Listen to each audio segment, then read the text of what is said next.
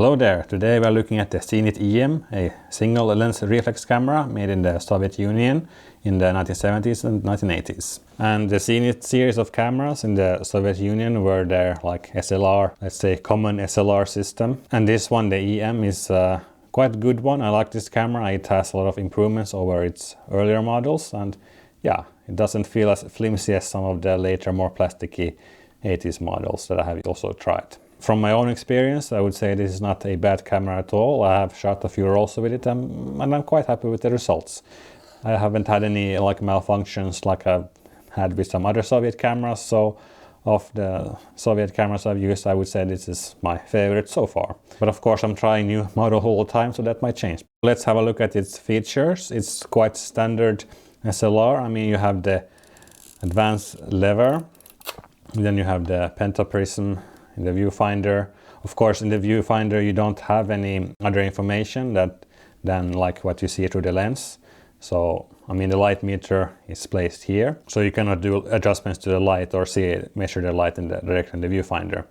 So the lens on this camera is the Helios-44M. This line of lenses, or more specifically the 44M2, is known for its crazy swirly backgrounds, but yeah, actually this lens also shows some of that characteristic, but it's the M2 that's mostly known for that. Yeah, if you're into that.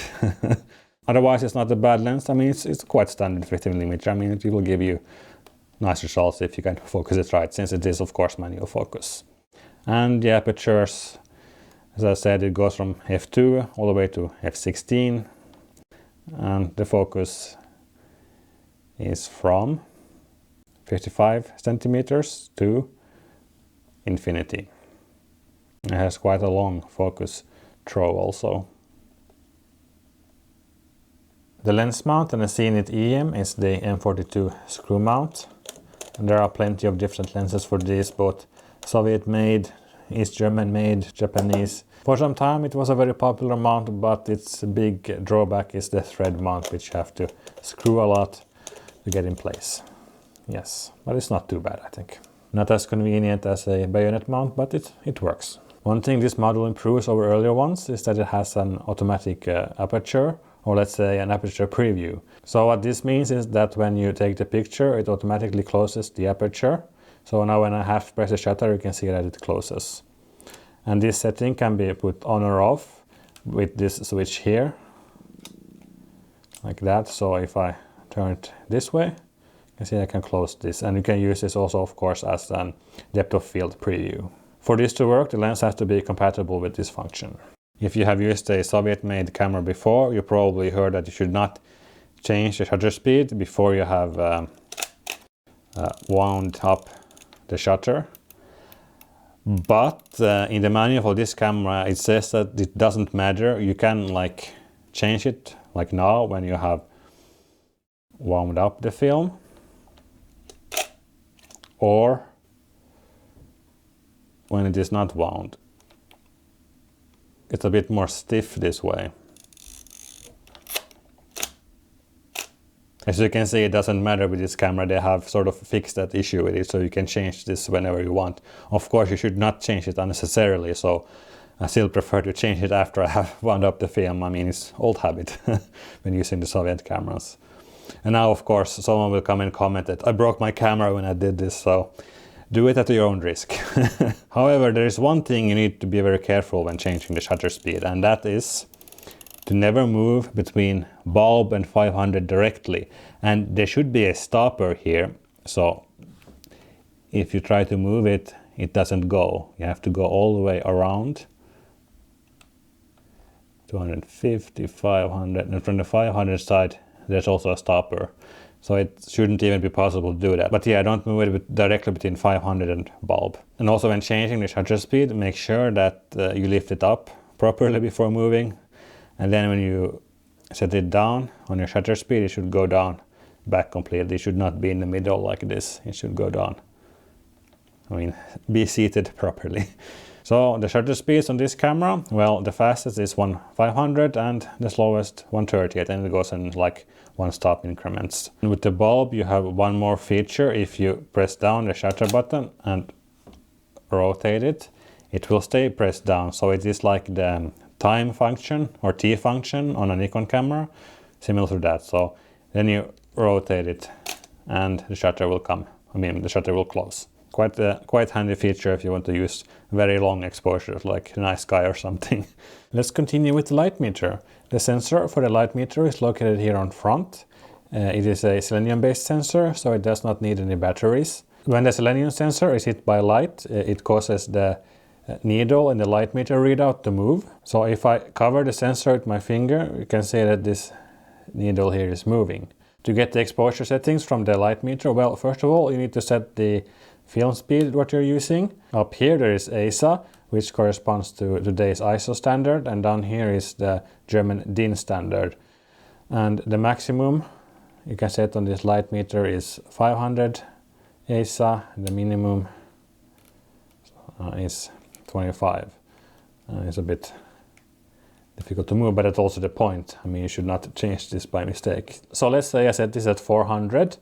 Then to get my exposure reading, I rotate this wheel here. And as you can see, this bigger needle, let's say, is moving. So to get the readout, I just move this on top of this narrow needle. And then I can read exposure values from this, or exposure settings from this wheel here.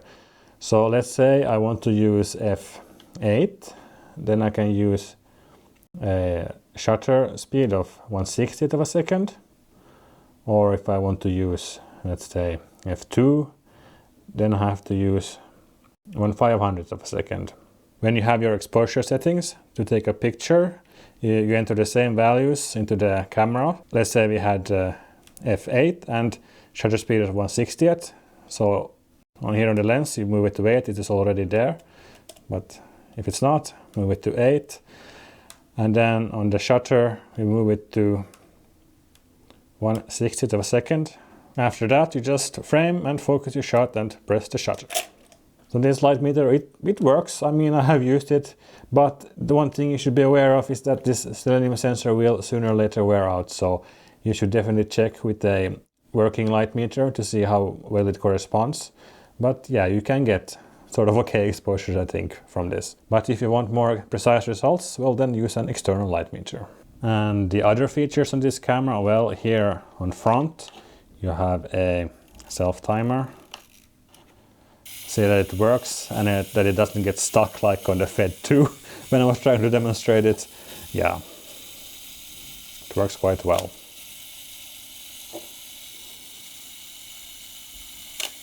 And on the top you have a cold shoe and a flash sync port. So if you want to use a flash, you need to have the flash and the cable connected here. The flash sync speed is 1/30th of a second. With the faster shutter speed, it will not work. You will get black bars on the image. And using flash with this camera, there is one more setting which is very important to know.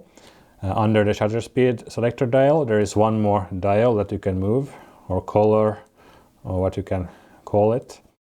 And it has two settings, X and MF. And what this means is that this MF is for flash bulbs and the X is for electronic flash.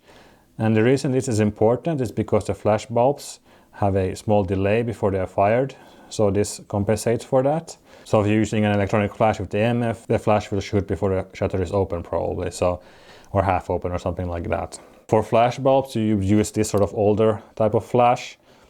And these bulbs are, well, very difficult to find nowadays, so it's very unlikely that you would ever use this MF setting anymore. Even if I would find these flash bulbs, I don't think I would use them. They are so rare. So what is more common is this type of electronic flash, like this AGFA. In any case, the way you would hook this up is with a sync cable like this. One end goes into the sync port on the camera. And then you have to find where it is on the flash, usually somewhere on the side. And that's one cable which just hangs around here. Of course, this flash sync can be used with any flash that has the port. So here's a bit more newer Nikon flash, and it has the sync ports. So you can use any flash or even studio lighting you want with this. And if you want to use any other accessories like a better Lightmeter, you can also attach it here. Right, so that was about the features of the camera. Let's have a look inside. And I only have the bottom part of the case this time. The front part, well, it did not come with this camera, so I don't know. I don't know what has happened with that. In any case, let's have a look. And the back is opened with this by lifting this piece here, and it should come open. And inside it's a very standard like SLR, manual SLR style. So reloading the film is very like typical. There's nothing strange about it. And also the rewind knob is the same. When loading film, first push the rewind knob up, then take your film, insert it into the leader.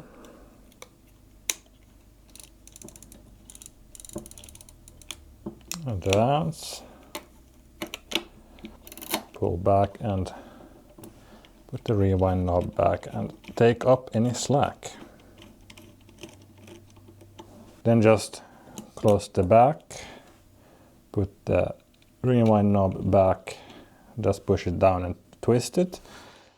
Before taking the pictures though, we need to advance a few times, usually it's 3, so we clear out any exposed film. On this camera there's also a frame counter, which is here above the advance lever, but this is not set automatically, so after loading your film you have to set this manually, and it's done by moving the 0 to the red triangle, but this has to be done the other way around, so you cannot do like this way, you have to go all the way around like this.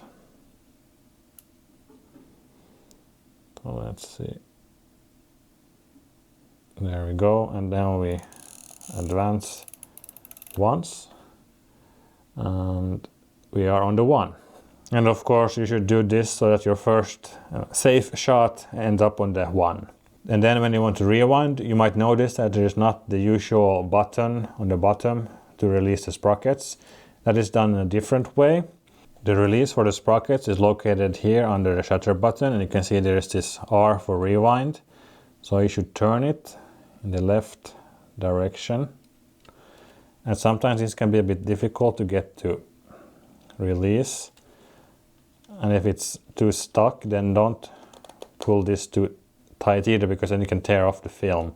If it gets stuck like this, make sure the release knob is fully rotated, so you can see where it is with this red dot. So it should be fully rotated, so it's like under the R. And this last part can be a bit difficult to get in. I mean, this from about here to here it is like easy, but then it gets a bit more stiff and requires some more force to rotate.